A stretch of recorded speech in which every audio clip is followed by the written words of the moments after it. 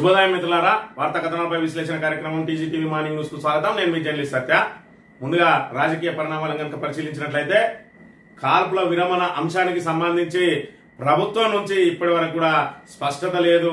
మరి ఏదైతే 48 గంటల తర్వాత కాల్పుల విరమణ 48 గంటల తర్వాత నిన్నటి రోజైనా మోడీ స్పష్టతనిస్తాడా అని చెప్పి మరి భారతదేశం అంతా కూడా ఎదురు చూస్తున్న వేళ మోడీ మాటలన్నిటి కూడా మరి ఇక్కడ భారత పౌరులందరినీ నిరాశ నిస్పృహలకు మరి గురి చేసినాయి. ఒకవైపు అణుబాంబులకు కూడా బెదరం అని చెప్పి మరి ఏదైతే ప్రకటనలు చేసిండో మోడీ, మరి అదే విధంగా బొచ్చిరుచుకుంటా ముందుకు పోతాడని చెప్పి అందరూ ఆశిస్తున్న వేళ మరి ఇక్కడ ఏదైతే కాల్పుల విరమణకు అంగీకరించిండో మరి దాంతో పాటు దానికి ఏదైతే ఇటు భారత్ గాని అటు పాకిస్తాన్ గాని ప్రకటించక ముందే ట్రంప్ అది నాగనతే అని చెప్పి మరి ఎక్స్ వేదికగా పోస్ట్ చేయడం, ఆ తర్వాత నిన్నటి రోజున కూడా వాణిజ్య బెదిరింపులతోటే రెండు దేశాల దారికి వచ్చినాయి అన్న చందంగా ఆయన మాట్లాడిన మాటలు కూడా మరి ఇక్కడ భారతదేశ పౌరుల ఆత్మ గౌరవాన్ని దెబ్బతీసినట్టుగా ఉన్నాయి.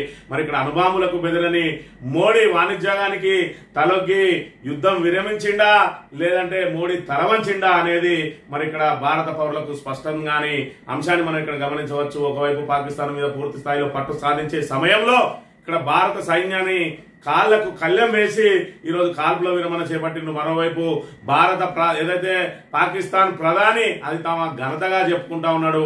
మరి ఇక్కడ మోడీ చూసుకున్నట్టయితే ఏదైతే 26 మంది పహల్గాం బాధితులు ఉన్నారో అమరులు, మరి వాళ్ళ మీద దాడి చేసి 26 మందిని హతం చేసిన ఉగ్రవాదులను ఏ పొక్కలో ఉన్నా కూడా వెతికి పట్టుకుంటామని చెప్పిండు. ఇప్పటికి పీఓకేను మరి ఇక్కడ వాళ్ళు అప్పగించలేదు, మరి అదేవిధంగా ఉగ్రవాదులను హతం చేయలేదు. ఆ 4 ఉగ్రవాదుల ఊసే లేదు. ఇప్పటి వరకు కాల్పుల విరమణ ఎందుకు చేపట్టాల్సి వచ్చింది? మరొకవైపు 9 ఉగ్రవాద స్థావరాలను ధ్వంసం చేసింది. అది మన భారత సైన్యం ఘనతే అయినప్పటికీ మరి ఇక్కడ ఏదైతే 26 మందిని పుట్టన పెట్టుకున్న ఆ 4 మాత్రం ఇప్పటికి కూడా పట్టుకోలేకపోయింది భారత ప్రభుత్వం. మరోవైపు అటువైపు నుంచి పీఓకేను అప్పగించడానికి కానీ అదేవిధంగా మరి ఇక్కడ ఉగ్రవాదులను ఏదైతే మనం డిమాండ్ చేసిన ఉగ్రవాదులను మనకు అప్పగించడానికి కానీ మరి ఇక్కడ పాకిస్తాన్ తోటి అంగీకారం లేకముందే వాళ్ళతోటి ఎలాంటి షరతులు లేకుండానే కాల్పుల విరమణ చేసుకోవడాన్ని సగటు భారతీయుడు కూడా మరి దీన్ని జీర్ణించుకోలేకపోతా ఉన్నాడు. కాబట్టి మరి యుద్ధం విరమించిండా మోడీ తలవంచిండా అనేది మరి ఇక్కడ ప్రశ్నార్థకంగా మారింది. మరోవైపు మరి బీజేపీ గ్రాఫ్ను మోడీ గ్రాఫ్ను మరి పూర్తి స్థాయిలో తగ్గించిందనే చెప్పవచ్చు. ఇక మంథని నియోజకవర్గం విషయానికి వస్తే మరి ఇక్కడ సరస్వతి పుష్కరాలు ప్రారంభం కాబోతా ఉన్నాయి. కాళేశ్వరంలో 15వ తేదీ నుంచి మరి కాళేశ్వరం పుష్కరాలను ప్రారంభించబోతా ఉన్నారు. మరి ఇప్పటికి కూడా ఇంకా మరి 40 ఏదైతే మరి 24 కోట్లు సుమారు 21 కోట్ల చిల్లరతోటి పనులు చేయిస్తా ఉన్నారు. అన్ని నాసిరకం పనులు జరుగుతా ఉన్నాయి. నిన్నటి రోజున ఇంకా మెట్లు పోస్తా ఉన్నారు. ఎల్లుండి నుంచే పుష్కరాలు ప్రారంభం కాబోతా ఉన్నాయి. మరొక వైపు సరస్వతి విగ్రహాన్ని ఏర్పాటు చేసిండ్రు. దానికి మరి ఏదైతే ₹1 కోటి ఖర్చు చేస్తా ఉన్నారు. దానికి ముందట బాహుబలి సెట్టింగ్స్ పెడతా ఉన్నారు. మరి అన్ని టెంపరీ సెట్టింగ్స్ తోటే దాన్ని ఏర్పాటు చేయడం. మరి ఇక్కడ సెప్టెంబర్ నుంచి ఇప్పటి వరకు సమీక్షలు చేస్తూనే ఉన్నారు. స్థానికంగా ఉన్న ఎమ్మెల్యే మంత్రిగా ఉన్నాడు. మరి సరస్వతి పుష్కరాల విషయానికి వస్తే సౌకర్యాలలో మరి ఇక్కడ పూర్తి స్థాయిలో కేవలం విఐపి ఘాట్ ఏదైతే ఉన్నదో ఆ విఐపి ఘాట్ వద్దనే ఏర్పాట్లు చేస్తా ఉన్నారు. సామాన్యులు మరి ఇక్కడ పుష్కర స్నానం చేసే చోట ఎలాంటి ఏర్పాట్లు లేవు. మరి తడకల పందిళ్లతోటి తాత్కాలిక షెడ్లతోటి ఏర్పాట్లు చేస్తా ఉన్నారు. మరి అక్కడ కడుతున్న టాయిలెట్లకు ఇప్పుడే స్లాబ్లు వస్తా ఉన్నారు. మరి స్వాగతం పలికేటువంటి ఏదైతే కమాన్ ఉన్నదో ఆ కమాన్ మీద కూడా ఇప్పుడే స్లాబ్ వస్తా ఉన్నారు. 2 రోజుల్లో మరి ఇక్కడ పుష్కరాలు పెట్టుకుని పుష్కరాల మీద ఎందుకు ఇంత నిర్లక్ష్యం మరి ఇక్కడ మంత్రికి అని చెప్పి నిన్న రోజున మాజీ ఎమ్మెల్యే పుట్ట మధుకర్ గారు మరి అక్కడ ఏదైతే సరస్వతి పుష్కర ఏర్పాట్లను మరి అక్కడ దాన్ని పరిశీలించిన అదేవిధంగా ఈఓ గారితో అక్కడ ఉన్న R&B మరి డిఈ వాళ్ళతోటి కూడా పంచాయతీరాజ్ వాళ్ళతోటి అందరితోటి ఎవరెవరు దాన్ని మరి ఇక్కడ పర్యవేక్షిస్తున్నారు అనే విషయాన్ని చూసి ఆ నాసిరకం పనుల మీద నిన్న రోజున మాట్లాడడం జరిగింది. ఒక విఐపీలకే సౌకర్యాలు కల్పిస్తే ఎట్లా? సరస్వతి పుష్కరాలను నిర్వీర్యం చేస్తున్న ఎమ్మెల్యే పనులపై శ్వేతపత్రం విడుదల చేయాలి. మంత్రి మాజీ ఎమ్మెల్యే పుట్ట మధుకర్ క్షేత్రస్థాయిలో పనుల పరిశీలన. సామాన్యులు అక్కర్లేదా? సరస్వతి పుష్కరాలకు వచ్చే సామాన్యులకు కనీస సౌకర్యాలు అక్కర్లేదా అని మాజీ ఎమ్మెల్యే బీఆర్ఎస్ నియోజకవర్గ ఇన్ఛార్జి పుట్ట మధుకర్ ప్రభుత్వాన్ని ప్రశ్నించారు. ఈ నెల 15 నుంచి 26 వరకు జయశంకర్ భూపాలపల్లి జిల్లా మాదేపూర్ మండలం కాళేశ్వరం వద్ద గోదావరి నదిలో పుష్కరాలు జరగనున్న నేపథ్యంలో అక్కడ చేపట్టిన పనులను సోమవారం ఆయన స్థానిక బీఆర్ఎస్ నాయకులతో కలిసి క్షేత్రస్థాయిలో పరిశీలించారు. ఈ సందర్భంగా పుట్ట మధుకర్ మాట్లాడుతూ మరో 2 రోజుల్లో పుష్కరాలు ప్రారంభం కానుండగా ఎక్కడ కూడా పనులు పూర్తి కాలేదన్నారు. స్థానిక ఎమ్మెల్యేనే మంత్రిగా ఉన్నారని ఆయన సతీమణి దేవాదాయ శాఖ ప్రిన్సిపల్ సెక్రటరీగా విధులు నిర్వహిస్తున్నారని ఇద్దరు కలిసి సరస్వతి పుష్కరాలను నిర్వీర్యం చేస్తున్నారని ఆరోపించారు. గోదావరి ఒడ్డున సరస్వతి అమ్మవారి మండపాన్ని చూస్తే పుష్కర పనులు ఎలా చేస్తున్నారో అర్థమవుతుందన్నారు. ఈ పుష్కరాలను గతంలో రాజమండ్రిలో మాత్రమే జరిగేవని తెలంగాణ ఉద్యమ సమయంలో కేసీఆర్ డిమాండ్ మేరకు కాళేశ్వరం వద్ద 2013లో ఘనంగా జరుపుకున్నామన్నారు. ప్రత్యేక తెలంగాణ రాష్ట్ర ఏర్పాటు తర్వాత మొదటిసారిగా జరుపుకునే పుష్కరాలపై స్థానిక ఎమ్మెల్యే పట్టింపు లేకుండా ఉన్నారన్నారు. పుష్కరాల నిర్వహణపై ఎండోమెంట్ ప్రిన్సిపల్ సెక్రటరీ ఎమ్మెల్యే పలుసార్లు సమీక్షలు నిర్వహించినప్పటికీ ఎక్కడ పనులు అక్కడే ఉన్నాయన్నారు. పుష్కరాలకు లక్షలాదిగా తరలివచ్చే సామాన్య భక్తులకు కనీస సౌకర్యాలు కల్పించలేదని, స్నానాలు చేసేందుకు వసతులు కూడా లేవని, మన ఇక్కడ అదే విధంగా విఐపీల కోసం మాత్రం కోట్లాది రూపాయలు ఖర్చు చేసి తాత్కాలిక షెడ్లు, తాత్కాలిక షామియానాలు, అందులో ఏసీలు, సకల సౌకర్యాలు కల్పిస్తా ఉన్నారు. సామాన్యులు చేసేది మాత్రం తడకల పందిలు వేసి తాత్కాలిక ఏర్పాట్లతోటి కాంగ్రెస్ నాయకుల కార్యకర్తల జేబులు నింపడానికి టెండర్లను కూడా అక్రమ పద్ధతిలో వాళ్ళందరికీ కూడా కట్టబెట్టిండ్రు. మరి కేవలం పూల డెకరేషన్ వేయడానికే సుమారు 40 లక్షల రూపాయలట, తడకల పందిలు వేయడానికి 20 లక్షల రూపాయలని, ఇట్లా పూర్తి స్థాయిలో ప్రభుత్వ ధనాన్ని అంతా కూడా కాంగ్రెస్ కార్యకర్తలకు దోచిపెట్టి మరి ఇక్కడ సరస్వతి పుష్కరాలకు సంబంధించి పూర్తిగా నిర్వీర్యం చేస్తా ఉన్నారు. ఒకవైపు మంత్రిగా ఉన్నాడు, మరి ఇక్కడ మంత్రికి సంబంధించిన ఎమ్మెల్యే, మరోవైపు ఆయన భార్య ఐఏఎస్, మరి ఇక్కడ దేవాదాయ శాఖ ప్రిన్సిపల్ సెక్రటరీగా ఉన్నది. వీరిద్దరూ కలిసి సరస్వతి పుష్కరాలను నిర్వీర్యం చేస్తా ఉన్నారు. మరి తెలంగాణ ఏర్పడిన తర్వాత తొలిసారిగా వస్తున్న సరస్వతి పుష్కరాలకు మరి ఇక్కడ ఏర్పాట్లు చేయడంలో ఇద్దరు విఫలమైనరు. మరి ప్రజాధనాన్ని లూటీ చేయడానికే ప్రయత్నాలు చేస్తా ఉన్నారని చెప్పాను. నిన్న రోజున తీవ్ర ఆరోపణలు చేసిండ్రు. మరోవైపు నిన్నటి రోజునే విఐపి గార్డు దగ్గర మెట్లను వేస్తా ఉన్నారు. మరి ఇక ఇంకా ఏదైతే టాయిలెట్లు ఏర్పాటు చేస్తున్నామని, మరి ఇక్కడ పర్మనెంట్ టాయిలెట్ల కోసం నిన్నటి రోజున ఇంకా స్లాబులు కూడా పూర్తి కాలేదు. కమాన్ ఏదైతే ఉన్నదో ఆ కమాన్ కు సంబంధించి ఇంకా మరి దానికి నిన్నటి రోజునే ఇంకా స్లాబులు వస్తూ ఇంకా పనులు తాత్సారం చేస్తా ఉన్నారు. ఎల్లుండి కల్లా మరి ఇక్కడ ఆల్రెడీ సరస్వతి పుష్కరాలు ప్రారంభం కాబోతా ఉన్నాయి. సెప్టెంబర్ నెల నుంచి ప్రిన్సిపల్ సెక్రటరీ గారు మరి దాని మీద సమీక్షలు చేస్తే మే వచ్చినా కూడా ఇప్పటి వరకు మరి ఇలాంటి ఏర్పాట్లు పూర్తి కాలేదు.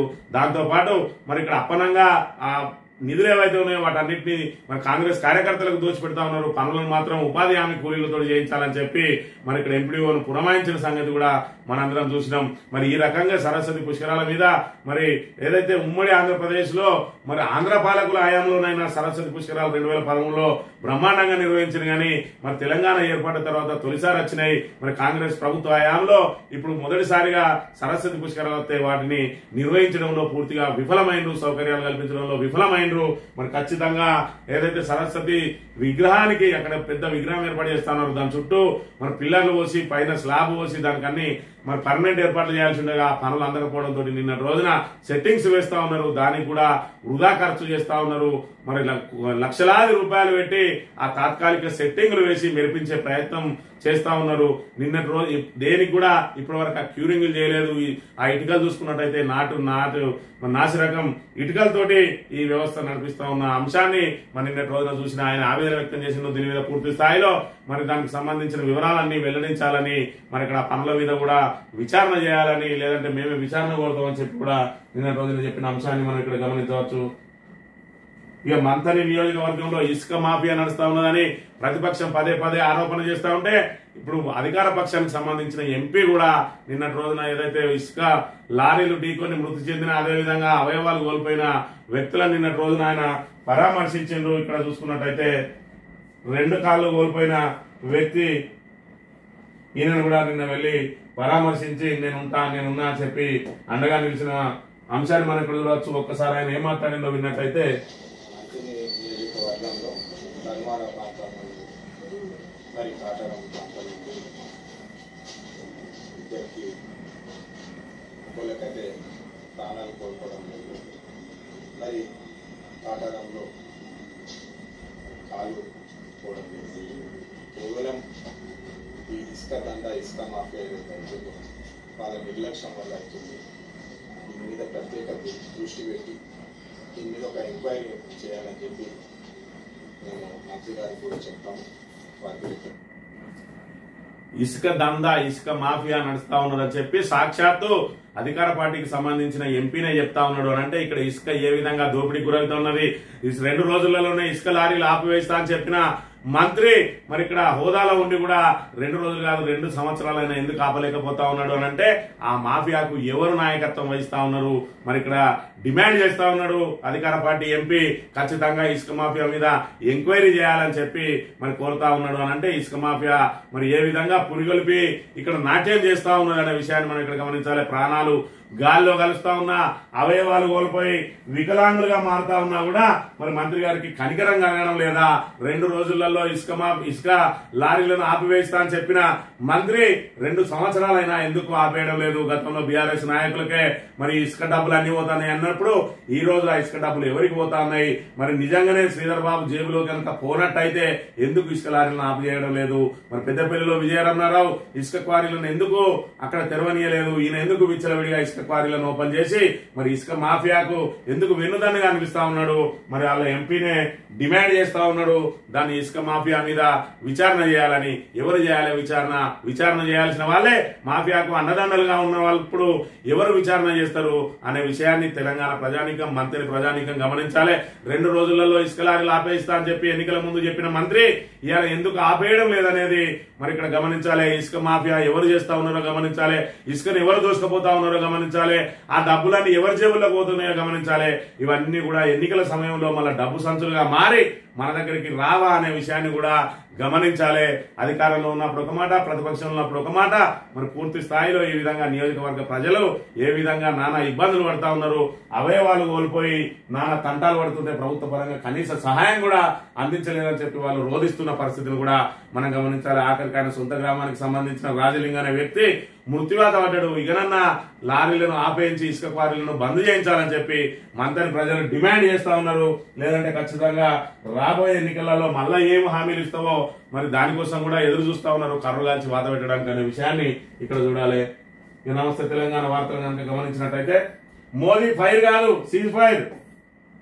ప్రధాని మోడీ చెప్పింది ఒకటి, ప్రపంచం చూస్తున్నది మరొకటి, కేంద్రం వాదిస్తున్నది ఒకటి, బయట కనిపిస్తున్నది మరొకటి. కాల్పుల విరమణ నిర్ణయం జాతిని ఎంత నిరాశపరిచిందో ఆయన చేసిన ప్రసంగం అంతకంటే ఎక్కువ నిరాశపరిచింది. ప్రత్యర్థి పాక్ను కాళ్ళ బేరగనికి రప్పించామని మోదీ చెప్పిండు, కానీ తామే గెలిచినామని పాక్ ముందే ప్రకటించుకున్నది. ఉగ్రముఖులను తుదమిట్టించామని మోదీ చెప్పిండు, కానీ వాళ్ళు ఇప్పటికే పాక్ లో బహిరంగంగానే తిరుగుతూనే ఉన్నారు. పాక్ కాళ్ళ బేరానికి వచ్చిందని మోడీ చెప్పిండు, కానీ దాయాది ఇప్పటికే తలెగరేస్తున్నది. టెర్రరిస్టులను గడగడలాడించామని మోడీ చెప్పిండు, కానీ మసూద్ అజర్ హఫీజ్ సయీద్ ఇంకా సవాళ్లు విసురుతూనే ఉన్నారు. పహల్గామ్ లో చెదిరిపోయిన సింధూరకు ప్రతీకారం తీర్చుకున్నామని మోడీ చెప్పిండు, కానీ నవజంటలను కాల్చి చంపిన ముష్కరులు ఇంకా చేతికి చిక్కనే లేదు. ఎవరైతే మరి విచ్చలవిడిగా కాల్పులకు ఎగబడ్డారో ఆ కాల్పులకు తెగబడ్డ వారిని ఇప్పటి వరకు కూడా పట్టుకోలేకపోయింది. మరి ఇక్కడ చూసుకుంటే కాల్పుల విరమణకు ఎందుకు మనం అంగీకరించాల్సి వచ్చింది అని అంటే ట్రంప్ చెప్తా ఉన్నాడు. మరి ఇక్కడ ఖచ్చితంగా మేము ఏదైతే వాణిజ్యం ఆపేస్తామని భారత్ పాకుల మీద ఒత్తిడి తెచ్చినామో అణుయుద్ధం రాకుండా నేనే ఆపించినా అని ట్రంప్ ప్రకటిస్తా ఉన్నారు. మీ వాణిజ్య వ్యాపారాలు మీతోటి బంద్ చేస్తాం మీరు గనక మరి ఇక్కడ యుద్ధాన్ని ఆపకపోతే అని నిన్ను బెదిరించడం మూలంగానే మరి ఇక్కడ 2 దేశాలు తలొగ్గినాయి అని చెప్పి ఈయన ట్రంప్ ప్రకటిస్తా ఉన్నాడు. ఇవాళ ఏదైతే అమెరికా జోక్యాన్ని సగటు భారత పౌరుడు ఎవరు కూడా అంగీకరించడం లేదు. మరి ఈ సందర్భంగా ఇందిరాగాంధీ మరి మాట్లాడిన మాటలన్నీ కూడా సోషల్ మీడియాలో వైరల్ అవుతా ఉన్నాయి. మరి ఇక్కడ అమెరికా మా బాస్ కాదు, అమెరికాను భారత్ మిత్రుడిగా చూస్తుంది తప్ప యజమానిగా కాదు. తన భవితవ్యాన్ని రాసుకోగల సామర్థ్యం భారత్ కున్నది. పరిస్థితులను బట్టి ఎవరితో ఎలా వ్యవహరించాలో మాకు తెలుసు అని చెప్పి 1971 యుద్ధ సమయంలో మరి ఆమె చూపించిన తెగువను ఈ రోజు అందరూ కూడా పొగుడుతా ఉన్నారు. దీని ద్వారా 1975లో ఆమె విధించిన ఎమర్జెన్సీ కూడా మరి ఆ లెక్కలోకి రాకుండా ఈ రోజు ఆమె సాధించిన విజయాన్నే మరి ఇక్కడ సోషల్ మీడియా కీర్తిస్తా ఉన్నది. దీనికి ప్రధాన కారణం మోడీ ఎందుకు మోకరిల్లిండు అని, మోడీ ఎందుకు తలొగ్గిండు అని.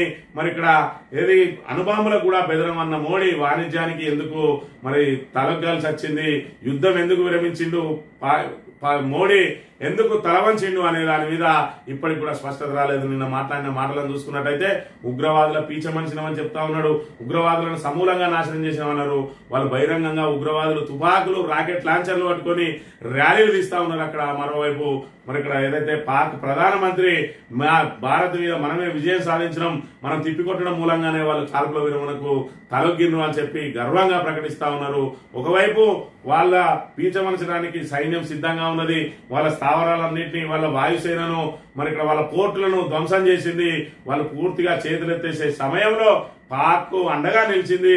మరి అమెరికా పాక్ను కాపాడుకునే ప్రయత్నం చేసింది, పరోక్షంగా పూర్తిగా మద్దతు ప్రకటించింది. ఇలా భారత్ చేతిలో మరి చావు దెబ్బతినబోతున్న పాక్ను రక్షించింది ఇలా అమెరికా. దానికి మన మీద వాణిజ్య ఆంక్షలు విధిస్తా అని చెప్పి మరి ఇక్కడ మనల్ని బ్లాక్ మెయిల్ చేసి అమెరికా పాక్ను కాపాడుకునే ప్రయత్నం చేసింది. ఎప్పుడు కానీ భారత్ను మనం ఏదైతే మరి ఇక్కడ ప్రపంచ వ్యాప్తంగా అభివృద్ధిలో దూసుకుపోతూ అగ్రరాజ్యంగా ఎదుగుతున్న భారత్ను నిలువరించాలంటే అక్కడ పాక్ను బూచిగా చూపించాలి.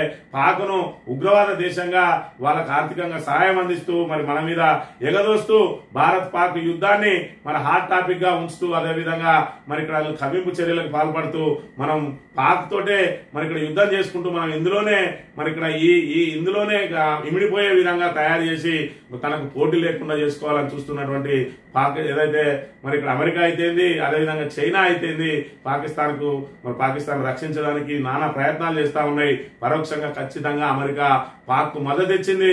లేదంటే పాక్ చావు దెబ్బతినేది, కోలుకోలేని దెబ్బతీయడాన్ని మరి ఇక్కడ అమెరికా ఆంక్షలు విధించి ఆంక్షలతోటి ఇలా మోడీని తన చెప్పు చేతుల్లోకి తీసుకొని ఇలా కాల్పుల విరమణకు ఒప్పించింది అనే అంశాన్ని మనం ఇక్కడ గమనించాలి. కాల్పుల విరమణ చరిత్ర క్షమించదు. 3 రోజుల విఫల కథగా ఆపరేషన్ సింధూర్ లాజిక్ లేని ముగింపుతో మోడీ తప్పిదం, విజయవంచుల్లో ఓటమి ఒప్పుకుంటున్నాం.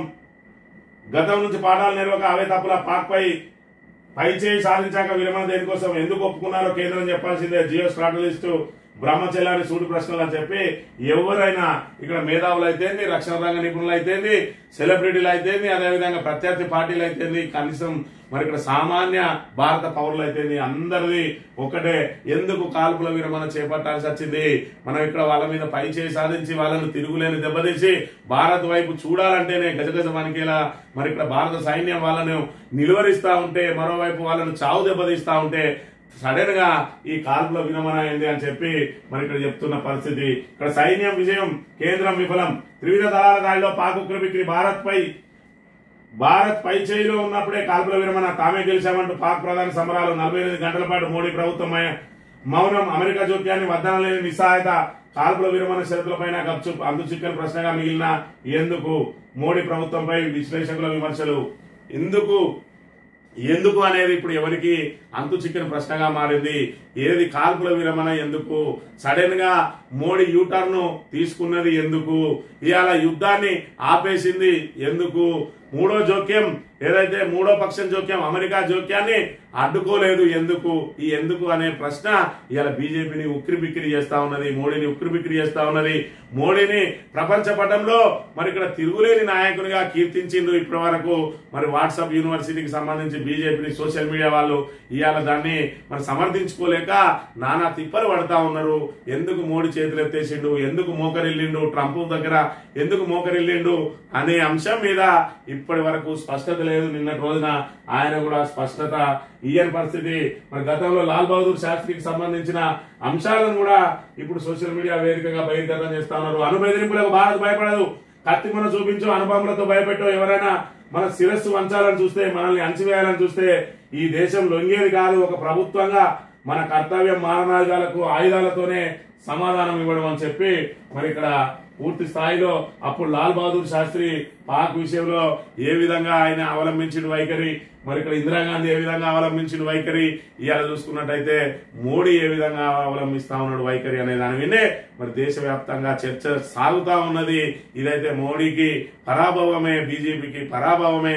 ఖచ్చితంగా వాళ్ళ గ్రాఫ్ పూర్తి స్థాయిలో తగ్గిందనే విషయాన్ని మనం ఇక్కడ గమనించాలి. 2019 సమయంలో బీహార్ ఎన్నికల సమయంలో అప్పుడు చూసుకున్నట్టయితే పుల్వామా దాడిని అనుకూలంగా మార్చుకున్నారు. ఇవాళ చూసుకుంటే పహల్గాం ఏదైతే ఉగ్రవాదులు మరి ఇక్కడ మన సామాన్యుల మీద విరుచుకుపడ్డారో దానికి ప్రతీకార చర్యలు తీసుకుని దీన్ని కూడా ఎన్నికలలో వాడుకుందాం అనుకున్న బీజేపీకి మరి ఇక్కడ ఎదురు దెబ్బ తగిలిందనే విషయాన్ని అయితే మనం ఇక్కడ గమనించాలి. ఈ మారణకాండకు ప్రతీకారం ఏది? ఈ ప్రాణత్యాగాల ఫలితం ఎక్కడ? దారులు ఆగింది ఎప్పుడు? ఒకవైపు ప్రధాని మోడీ నిన్న రోజున మరి ఇక్కడ ఏదైతే భారతదేశాన్ని ఉద్దేశించి మరి మాట్లాడుతూ ఉన్నాడో, ఒకవైపు మాట్లాడుతూనే ఉంటే మరోవైపు జమ్మూ కాశ్మీర్ లో యథేచ్ఛగా వాళ్ళ డ్రోన్లు, పాక్ డ్రోన్లు తిరుగుతూనే ఉన్నాయి. మరి కాల్పుల విరమణ వాళ్ళు యథేచ్ఛగా ఉల్లంఘిస్తా ఉన్నారు. అయినా భారత్ ఎందుకు మరి ఇక్కడ మౌనం వహిస్తా ఉన్నది, ఎందుకు సహిస్తా ఉన్నది అనేది మరి ఇక్కడ అంతు చిక్కడం లేదు ఇప్పటి వరకు కూడా. మరి దీనికి సంబంధించి బీజేపీ నిన్నటి రోజున ప్రధాని మోడీ దానికి ఏమైనా సవివరమైన మరి ఇక్కడ వివరణ ఇస్తాడా, ఎందుకు కాల్పుల విరమణ చేసుకోవాల్సి వచ్చింది అని అంటే ఆల్రెడీ మనం పాక్ మీద విజయం సాధించినాం, వాళ్ళ పీచ మనిషినాం, వాళ్ళకు సంబంధించిన ఎయిర్ బేస్లను ధ్వంసం చేసినాం, అదేవిధంగా ఉగ్రవాద శిబిరాలను సమూలంగా నాశనం చేసినాం అంటా ఉన్నాడు తప్ప మరి ఆ 26 మందిని చంపిన ఆ 4 ముష్కరులను ఎందుకు మనం అదుపులోకి తీసుకోలేకపోయినాం, లేదంటే ఎందుకు వాళ్ళను హతమార్చలేకపోయినాం అనే దానికి ఇప్పటికి సమాధానం లేదు. వాళ్ళు కాశ్మీర్ లోనే ఉన్నారా, పాక్కు పారిపోయినరా అనే విషయంలో కూడా ఇప్పటి వరకు స్పష్టత లేదనే విషయాన్ని మనం గమనించాలి. ట్రంప్ పేరు ఎందుకు చెప్పలేదు? అమెరికా జోక్యం నిజమా అబద్ధమా? కాల్పుల విరమణపై వివరణ ఏది? ప్రధాని మోడీని నిలదీసిన కపిల్ సిబాల్ అట. మరి ట్రంప్ పేరు ఎందుకు చెప్పలేదు? మేము ట్రంప్ ద్వారానే మరి మనం ఆయన మధ్యవర్తిత్వం ద్వారానే కాల్పుల విరమణ చేసిన వాళ్ళు ఎందుకు చెప్పలేదు అని చెప్పి కూడా డిమాండ్ చేస్తూ ఉంటే ట్రంప్ కు అమ్ముడు పోయారా? సార్వభౌమాధికారంపై మోడీ సర్కార్ రాజీ, మధ్యవర్తిత్వం చేసే హక్కు ఆయనకే ఇచ్చారు. మోదీపై మండిపడ్డ శివసేన అట. మూడో దేశం జోక్యం నిజమేనా? అదే జరిగితే సిమ్లా ఒప్పందాన్ని ఉల్లంఘించినట్టే. అమెరికా మధ్యవర్తిత్వంపై కేంద్రం వివరణ ఇవ్వాలి మోడీ సర్కార్ను డిమాండ్ చేస్తున్న కాంగ్రెస్. ఇక ఏదైతే సుబ్రహ్మణ్య స్వామి ఈయన బీజేపీ, మరి ఈయన కూడా విద్యావంతులే పాలకుడు కావాలి. పాలన పరంగా భారత్ అత్యంత సంక్లిష్ట దేశం, వారు మాత్రమే సొంతంగా చర్చించగలరు, న్యాయంగా నిర్ణయాలను కూడా తీసుకోగలరు.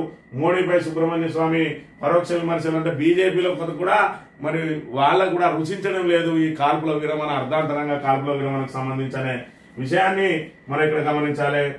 ఈ రాష్ట్రానికి సంబంధించి మరి ఒకవైపు అందాల పోటీలతోటి మరి అందాల ఆడబోత కార్యక్రమానికి నిత్యం వీక్షించుకుంటూ మరి ఇక్కడ ఏదైతే ఆ ముఖ్యమంత్రి అయితే మంత్రులు అయితే వాళ్ళు హెలికాప్టర్ ఆటలు ఆడుకుంటూ హెలికాప్టర్లలో తిరుక్కుంటూ మరి ఇక్కడ అందాల పోటీలను వీక్షించుకుంటూ వాళ్ళు ఉంటే, ఇక్కడ రైతులు మరి ఇక్కడ వాళ్ళు పండించిన పంటకు సరైన మరి ఏదైతే వడ్ల కొనుగోలు సకాలంలో జరగక మరి ఇక్కడ పెట్టుబడి సాయం అందక రుణమాఫీ కాక ఇక్కడ మరి బలవన్ మరణాలకు పాల్పడతా ఉన్న నిన్న రోజున 3 రైతుల ఆత్మహత్య. ఇప్పటికి రాలిన మట్టి పూలు 496, మరి ఏదైతే 500కు చేరువగా మారుతా ఉన్నది. 17 నెలల్లో భారంగా మారిన పెట్టుబడి అప్పులు, వాటిని తీర్చే మార్గం లేక తీవ్ర మనస్తాపం. మానుకోట, జనగామ, నిర్మల్ జిల్లాలో విషాదం. బానోతు హత్య. రాజు, జాదవ్, వినోద్ అనే రైతులు, ఈయనైతే పిల్లగాడు యువ రైతు పాపం జాదవ్, వినోద్, వీళ్ళు 3 కూడా నిన్నటి రోజున మరి ఇక్కడ పెట్టుబడి భారంగా మారింది, అప్పులు తీరలేదు అని మరి నిరాశ నిస్పృహలతోటి ఇక్కడ ఆత్మహత్య చేసుకున్న పరిస్థితిని మనం ఇక్కడ గమనించాలి. మరోవైపు వడ్ల కుప్పపైనే రాలిన రైతన్న కొనుగోలు కేంద్రంలో పడిగాపులు పడుతూ వడదెబ్బతో గిరిజన రైతు కిషన్ మృతి. ఎక్స్గ్రేషియాకు పలు సంఘాల డిమాండ్. అందాల పోటీలపై ఉన్న శ్రద్ధ రైతులపై లేదు, ఇది ముమ్మాడికి ప్రభుత్వ హత్య అంటున్న కేటీఆర్. మరి ఇక్కడ అందాల పోటీలలో 5,000 మందితోటి వాళ్ళకి రక్షణ కల్పించిండ్రు. అన్నదాతలకు కనీసం మరి సకాలంలో వడ్లు కొనుగోళ్లకు మాత్రం ఏర్పాట్లు చేయలేకపోయింది ప్రభుత్వం. ఈ ప్రభుత్వం మూలంగా ఇప్పటికే రైతులు ఒకవైపు పెట్టుబడి సాయం అందక, అప్పులు తీరక, రుణమాఫీ కాక బలవన్ మరణాలకు పాల్పడతా ఉంటే అది జాలదన్నట్టు ఇక్కడ ధాన్యాన్ని అమ్ముకోవడం కోసం మార్కెట్ యార్డ్లలో పడిగాపులు కాసి, ధాన్యం కొనుగోలు కేంద్రాలలో పడిగాపులు కాసి వడదెబ్బకు గురై కూడా ఈ రకంగా మృత్యువాత పడతా ఉంటే మరి ఇక్కడ ప్రభుత్వం మొద్దు నిద్రపోతా ఉన్నది. మంత్రులు విలాసాలలో మునిగి తేలుతా ఉన్నారు. అందాల పోటీలను వీక్షించుకుంటూ మరి అందాల ఆరబోత కార్యక్రమాలను చూసుకుంటూ మరి వాళ్ళు జీవనం సాగిస్తా ఉంటే ఇక్కడ మరి రైతులు మాత్రం ఆత్మహత్యలకు లేదంటే వడదెబ్బల పాలిటై మృత్యువాత పడుతున్న పరిస్థితి మనం ఇక్కడ చూడాలి. ఇక నిధుల కోసం నయా ప్లాన్.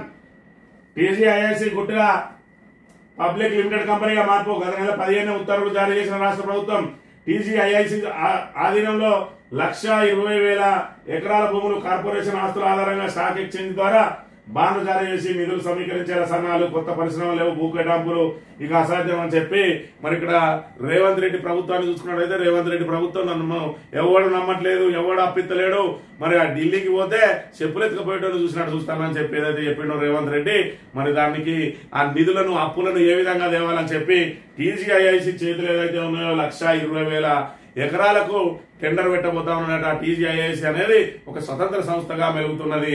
దాన్ని పబ్లిక్ లిమిటెడ్ కంపెనీగా చేసి దాని భూములన్నింటి కూడా స్టాక్ ఎక్స్చేంజ్ లో పెట్టి మరి మళ్ళీ 1,50,000 కోట్లకు టెండర్ పెట్టబోతా ఉన్నాడు రేవంత్ రెడ్డి. దానికి గుట్టుగా జీవో తీసిందట.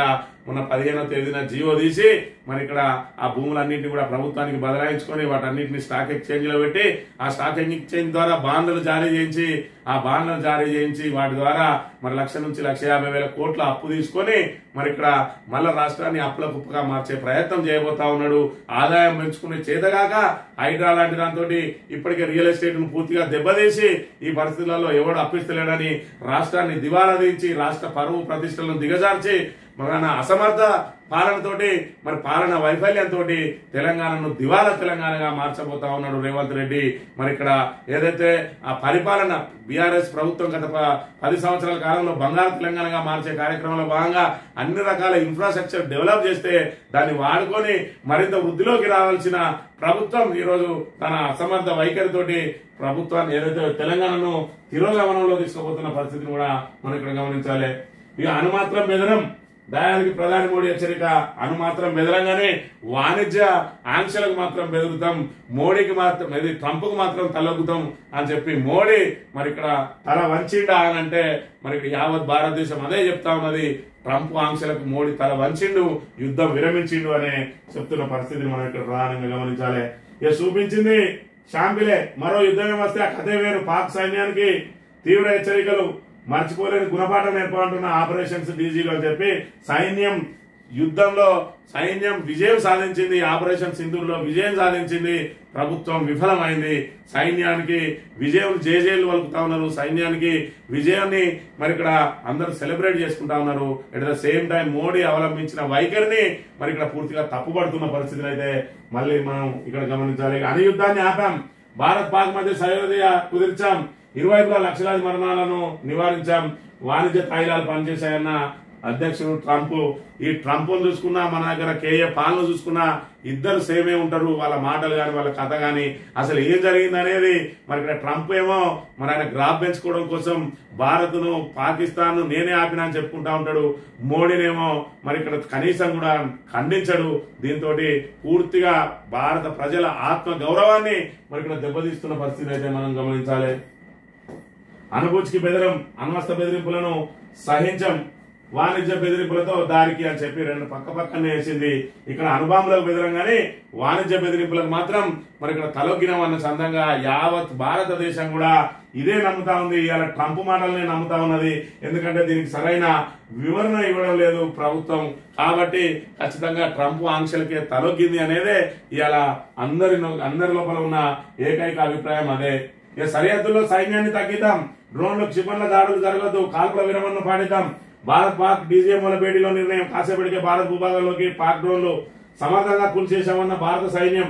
ఎలాంటి ఆందోళన అవసరం లేదని వెల్లడి. సాంబా హోషియార్పూర్ లో బ్లాక్అవుట్, వాక్ వైమిక స్థావరాలకు చావు దెబ్బ, 11 ఎయిర్ బేస్లపై భీకర దాడులు. ఆపరేషన్ సింధూర్ పై డీజీఎంల వెల్లడి. కిరాణా హిల్స్ పై దాడి చేయాలంటున్న ఏక భారతి.